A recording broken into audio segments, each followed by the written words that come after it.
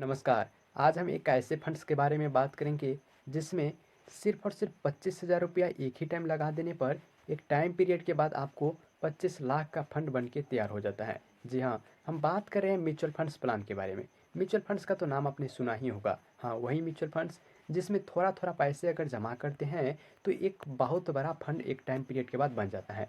तो आज हम एक बेस्ट म्यूचुअल फंड्स प्लान के बारे में बात करेंगे जिसमें आपको 25,000 रुपया एक ही टाइम जमा करने पर एक टाइम पीरियड के बाद आपको 25 लाख का फंड बन के तैयार हो जाता है। ठीक है? तो आप में से बहुत से लोग ऐसे हैं जिसको क्या है तो भविष्य में अपनी बेटी का शादी करना है या फिर एक घर बनाना है या फिर क्या करना है, एक लग्ज़रियस कार खरीदना है या फिर अपने बच्चों की हायर एजुकेशन दिलवाना है। अब ये जो सभी काम है इन सब में क्या होता है कि भारी बजट का ज़रूरत पड़ता है। ठीक है? और उनको इनके पैसे के लिए बंदोबस्त करने का कोई तरीका नहीं होता है क्योंकि उनका जो सैलरी रहता है 15,000 20,000 हुआ या फिर 30,000 रुपया सैलरी रहता है। क्योंकि मिडिल फैमिली क्लास के लोग जो होते हैं उनका इतना ही सैलरी रहता है और इतने सैलरी में एक महंगाई के टाइम में खर्चे के बाद सेविंग करना इम्पॉसिबल हो जाता है।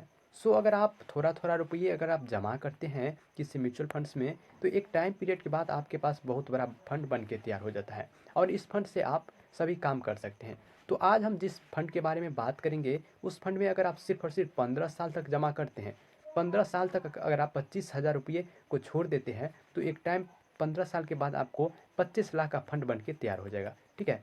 तो देखिए यहाँ पर जो फंड का नाम है bank of India small cap direct fund, ये फंड का नाम है। और ये जो फंड है बैंक ऑफ इंडिया का है। बैंक ऑफ इंडिया तो आपने नाम सुना ही होगा।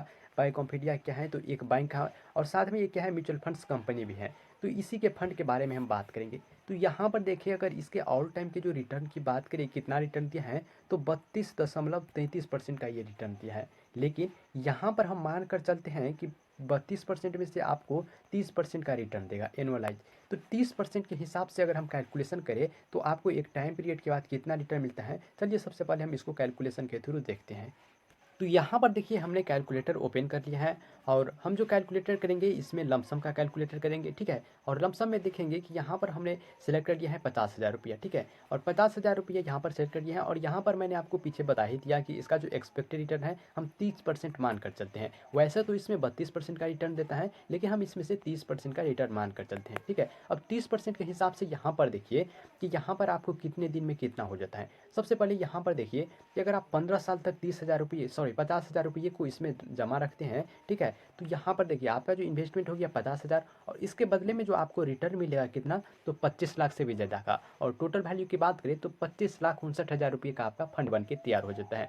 वही अगर आप सिर्फ और सिर्फ 10 साल इसमें जमा करना चाहते हैं। कई लोग क्या होते हैं कि उसका जो काम होता है 10 साल के बाद वो करना हो रहता है। तो 10 साल अगर आप इसमें जमा कर देते हैं तो यहाँ पर देखिए आपका जो फंड होता है 10 साल में कितना होता है। तो आप भी यहाँ पर देख सकते हैं कि आपका जो फंड होगा वो केवल और केवल 6,39,000 का होगा। ठीक है? और टोटल वैल्यू की बात करें तो 6,89,000 रुपया आपको मिलने वाला है इसमें। ठीक है? केवल और केवल 50,000 से और वो भी 10 साल में। ठीक है? लेकिन आप इसी को 15 साल तक रखते हैं तो यहाँ पर मैंने आपको दिखाई दिया कि आपको कितना मिलता है। आपको 25 लाख का फंड बन के तैयार हो जाता है। ठीक है? लेकिन अगर आप इसको 20 साल तक जमा करना चाहते हैं, कई लोग क्या होते हैं कि 20 साल तक के बाद उसका काम रहता है। ठीक है? तो 20 साल तक अगर आप जमा करते हैं तो इसमें यहाँ पर देखिए मैं आपको लाइव दिखाता हूँ कि अगर आप 20 साल तक इसमें जमा करते हैं तो आपको कितना हुआ। तो देखिए हमारा इन्वेस्टमेंट कितना है 50,000 रुपया और 20 साल के बाद यहाँ पर देखिए 94,52,000 का फंड बन के तैयार हो जाते हैं। और टोटल वैल्यू की बात करें तो 95 लाख का फंड बन के तैयार हो जाता है।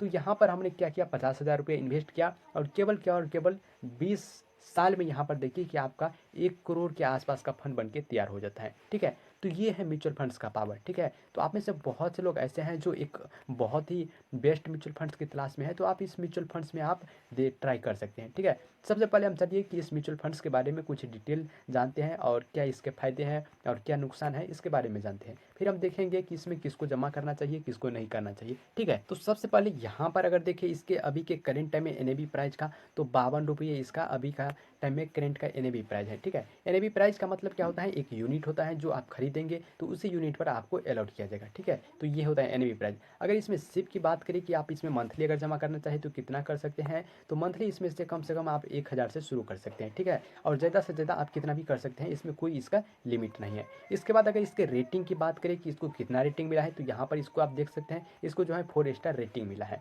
वहीं फंड साइज की बात करें तो इसका जो फंड साइज है लगभग 1516 96 करोड़ का इसका फंड साइज है। ठीक है, आप सोच सकते हैं कि इतने करोड़ रुपया अभी तक इसमें लोगों ने इन्वेस्ट कर दिया है, तो अब सोचिए कि कितने लाख लोगों ने इसमें इन्वेस्ट किए होंगे। अब इसके होल्डिंग की बात करें तो यहाँ पर आप देख सकते हैं इसका जो होल्डिंग है 68 कंपनी में है। अब 68 कंपनी कौन कौन सी है, यहाँ पर इसका भी नाम देख सकते हैं। पूरी डिटेल मैं आपको दिखा रहा हूँ, यहाँ पर इसका नाम आप धीरे धीरे देख सकते हैं, मैं आपको दिखा रहा हूँ। ठीक है, अगर इसके जो इन्वेस्टमेंट की बात आए या फिर अगर होल्डिंग को एनालिसिस करिएगा कि इसको कहाँ कहाँ पर पैसा लगता है, तो सबसे जो ज़्यादा पैसा है इसका इक्विटी में लगता है। ठीक है, लगभग 91.5% इसका पैसा इक्विटी में लगता है। इसके बाद लगभग 8.5% पैसा जो है इसका कैश में लगता है। ठीक है, तो ये अपने अगर इसको सेक्टर वाइज भी देखिए आप, तो सेक्टर वाइज भी यहाँ पर आप देख सकते हैं।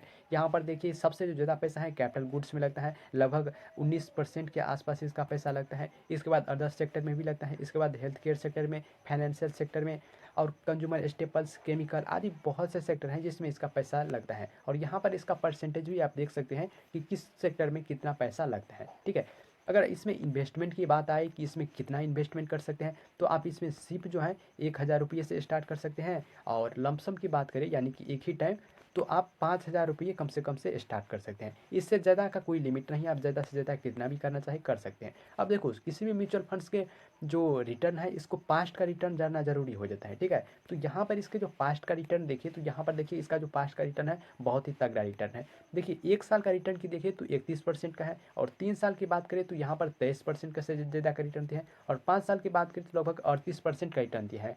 और ऑल टाइम की बात करें तो यहाँ पर देख सकते हैं 32.3% का इसका ऑल टाइम का रिटर्न है। देखो म्यूचुअल फंड्स का जो रिटर्न है काफ़ी अच्छा है, काफ़ी तगड़ा है। ठीक है, तो इसमें आपको ट्राई अगर करना चाहे तो आप ट्राई कर सकते हैं। ठीक है, बाद में कि इसके एक्सपेंस रेशियो की बात करें तो यहाँ पर देखिए एक एक्सपेंस रेशियो 0.47% इसका जो है एक्सपेंस रेशियो है। इसके बाद एग्जिट लॉट की बात करें तो अगर आप 1 साल के अंदर आप इसमें निकल जाते हैं, यानी कि आज से आप जमा करना शुरू करते हैं और 1 साल के अंदर आप निकल जाते हैं, ठीक है, तो आपको 1% एग्जिट लॉट लगेगा। ठीक है, आपके जो 10% जमा है इन्वेस्टमेंट है उसी का लगेगा। इसके बाद स्टाम्प ड्यूटी की बात करें कि इसमें आपको स्टाम्प ड्यूटी कितना लगेगा, यहाँ पर देख सकते हैं 0.005% इसका जो स्टाम्प ड्यूटी है। और टैक्स का जो नया नियम है इसी के अनुसार आपसे टैक्स भी लिया जाएगा।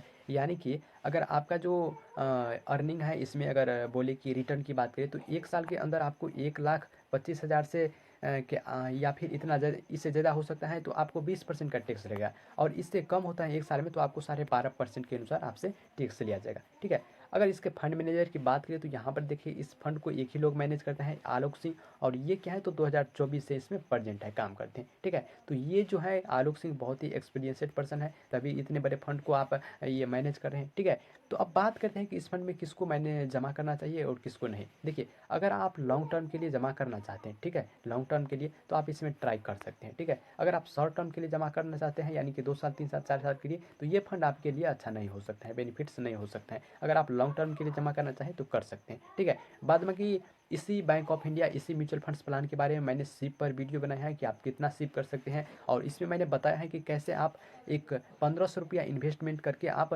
44 करोड़ का फंड बना सकते हैं। ठीक है, अगर आप इसको देखना चाहें तो आपको डिस्क्रिप्शन में लिंक है, आप देख सकते हैं। ठीक है, बाद में कि ये वीडियो आपको कैसा लगा, वीडियो अच्छा लगा तो वीडियो को लाइक कीजिए, चैनल सब्सक्राइब कीजिए एंड अपने दोस्तों को शेयर कीजिए। मिलते हैं अगले वीडियो में।